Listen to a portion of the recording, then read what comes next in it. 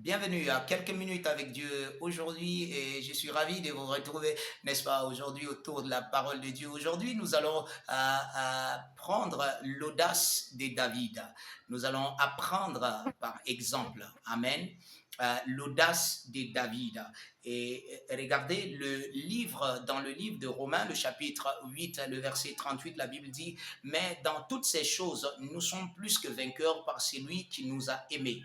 Dans toutes ces choses, nous sommes plus que vainqueurs par celui qui nous a aimés. Dans le livre de 1 Samuel, le chapitre 17, vous allez trouver l'histoire, n'est-ce pas, de David, et surtout l'histoire du géant Goliath avec son armée des Philistins qui faisait face, n'est-ce pas, à l'armée d'Israël entre-temps et, n'est-ce pas, Goliath sortait tous les jours pendant 40 jours pour défier l'armée d'Israël en duel et tout le monde avait peur, n'est-ce pas, de Goliath parce que c'était un géant et c'était un guerrier de renom et tout cela.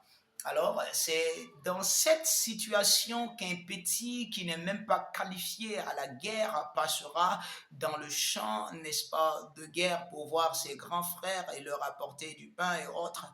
Et alors, le petit David, qui était un berger, va, n'est-ce pas, écouter ces insultes proférées par Goliath contre l'armée de son Dieu et David va chercher, n'est-ce pas, à avoir des informations sur ce qui se passe.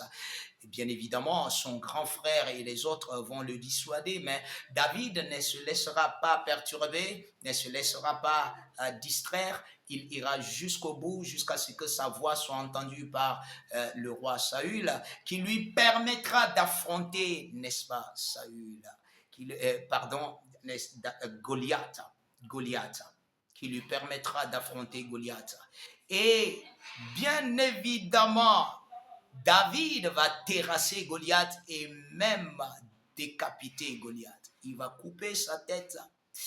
Vous savez, il y a une chose qui s'est passée dans cette approche quand vous lisez, n'est-ce pas, cette scène. La Bible dit que quand Goliath avançait vers David, David a couru vers Goliath.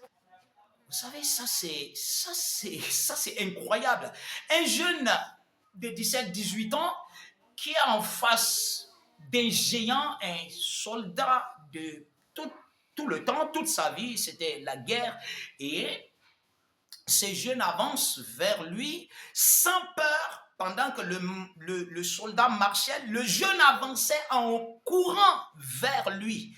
Pendant que tout le monde était resté là à écouter ces insultes durant 40 jours.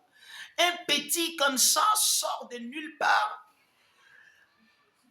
Waouh! Lisez et vous allez voir l'audace qui a animé David. David, mais qu'est-ce qui était, n'est-ce pas, le motif, la motivation de David? C'était le nom de son Dieu.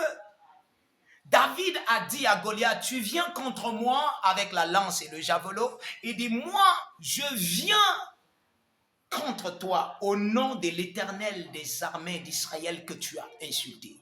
Waouh! Imaginez dans le ciel en ce moment, Dieu va dire, mais dis donc, il mettra tout à l'œuvre, n'est-ce pas, pour soutenir ce petit en ce moment. La Bible dit que c'était juste une pierre.